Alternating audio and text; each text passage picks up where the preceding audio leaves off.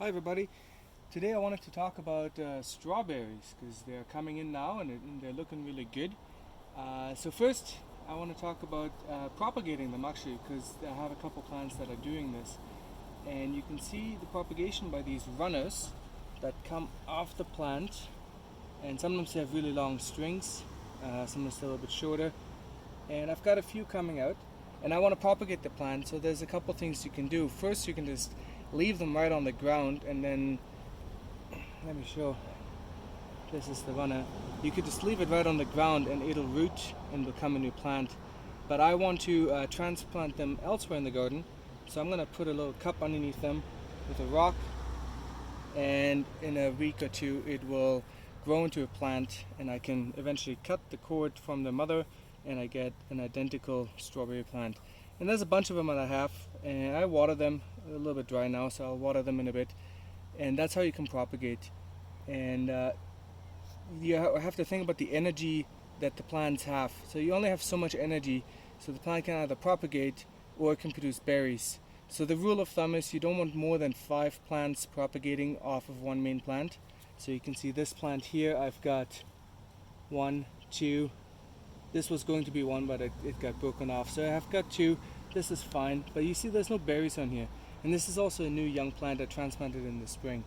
You see on this plant here, there are no suckers coming out or runners coming out at all, but it's focusing heavily on berry production. So you can see there's already berries growing here, lots of flowers, and there will be lots of berries coming in. So that's basically how you propagate them. When we planted these strawberries 3 seasons ago, we added lots of compost and lots of good rich soil to help these guys out. And you can see there's still some of the thatch left. This year we didn't, but last year we used the thatch from our garden, from our lawn when we clean up, and we layer it down. It's starting to compost away, so next year when we gather our thatch, I will put this down again, and it really helps keep the moisture in. And we do this with a lot of things in our garden. It's a great way to keep the moisture in. You have to water less, and it keeps the weeds down too. And acid compost, it's really good for the soil. In terms of fertilization, we fertilize once or twice a season, more likely once. It was just a general fertilizer. And these strawberries, they really like full sun, so that's where they are. They're full sun, and it gets nice and warm. In terms of pests, we haven't had many issues with the pests. You can see there's a couple leaves that have holes in them. That's probably just some larvae eating them, but that's not a big deal at all.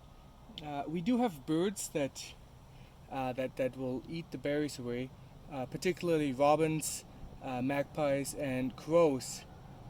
And so we tried some time ago to paint some smooth rocks red, close to the color of a strawberry, and then we placed them early in the season around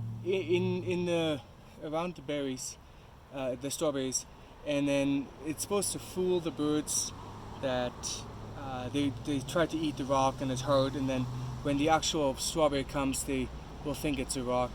But we've tried this and it never worked. The birds still pick at the berries. So what we do instead is, you can see the whole strawberry patch is in a cage, and now is a good time actually just to close it up.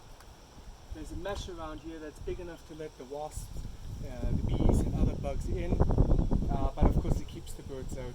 So I had it open all season, there's no need to close it if there's no berries, but now the berries are coming. And in the winter time, this lid is not attached, it's just sitting here. So in the winter time I store it away. So anyways, that's it for strawberries, and we'll give an update in a week or two with strawberry harvest.